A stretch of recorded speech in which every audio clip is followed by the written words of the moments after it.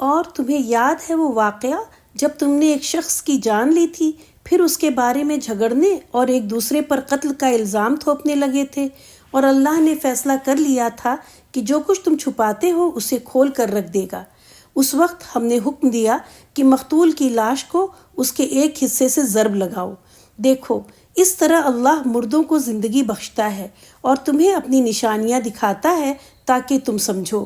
مگر ایسی نشانیاں دیکھنے کے بعد بھی آخرکار تمہارے دل سخت ہو گئے، پتھروں کی طرح سخت، بلکہ سختی میں ان سے بھی بڑھے ہوئے، کیونکہ پتھروں میں سے تو کوئی ایسا بھی ہوتا ہے جس میں سے چشمے پھوٹ بہتے ہیں، کوئی پھٹتا ہے اور اس میں سے پانی نکل آتا ہے، اور کوئی اللہ کے خوف سے لرز کر گر بھی پڑتا ہے۔ اللہ تمہارے کرتوتوں سے بے خبر نہیں ہے۔ اے مسلمانوں، اب کیا ان لوگوں سے تم یہ توقع رکھتے ہو کہ یہ تمہاری دعوت پر ایمان لے آئیں گے؟ حالانکہ ان میں سے ایک گروہ کا شیوا یہ رہا ہے کہ اللہ کا کلام سنا اور پھر خوب سمجھ بوجھ کر دانستہ اس میں تحریف کی۔ ایمان لانے والوں سے ملتے ہیں تو کہتے ہیں کہ ہم بھی انہیں مانتے ہیں، اور جب آپس میں ایک دوسرے سے تخلیے کی بات چیت ہوتی ہے تو کہتے ہیں کہ کیا بیوقوف ہو گئے ہو، ان لوگوں کو وہ باتیں بتاتے ہو جو اللہ نے تم پر کھولی ہیں تاکہ تمہارے رب کے پاس تمہارے مقابلے میں انہیں حجت میں پیش کریں۔ اور کیا یہ جانتے نہیں ہیں کہ جو کچھ یہ چھپاتے ہیں اور جو کچھ ظاہر کرتے ہیں اللہ کو سب باتوں کی خبر ہے۔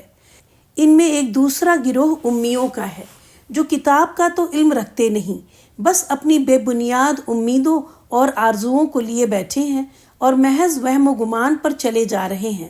بس ہلاکت اور تباہی ہے ان لوگوں کے لیے جو اپنے ہاتھوں سے شرع کا نوشہ لکھتے ہیں، پھر لوگوں سے کہتے ہیں کہ یہ اللہ کے پاس سے آیا ہوا ہے تاکہ اس کے معاوضے میں تھوڑا سا فائدہ حاصل کر لیں۔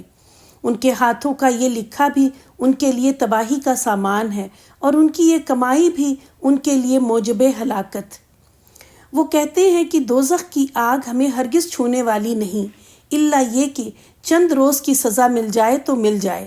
ان سے پوچھو، کیا تم نے اللہ سے کوئی عہد لے لیا ہے جس کی خلاف ورزی وہ نہیں کر سکتا؟ یا بات یہ ہے کہ تم اللہ کے ذمے ڈال کر ایسی باتیں کہہ دیتے ہو جن کے متعلق تمہیں علم نہیں ہے کہ اس نے ان کا ذمہ لیا ہے؟ آخر تمہیں جہنم کی آگ کیوں نہ چھوئے گی؟ جو بھی بدی کمائے گا اور اپنی خطا کاری کے چکر میں پڑا رہے گا وہ جہنمی ہے، اور جہنم ہی میں وہ ہمیشہ رہے گا۔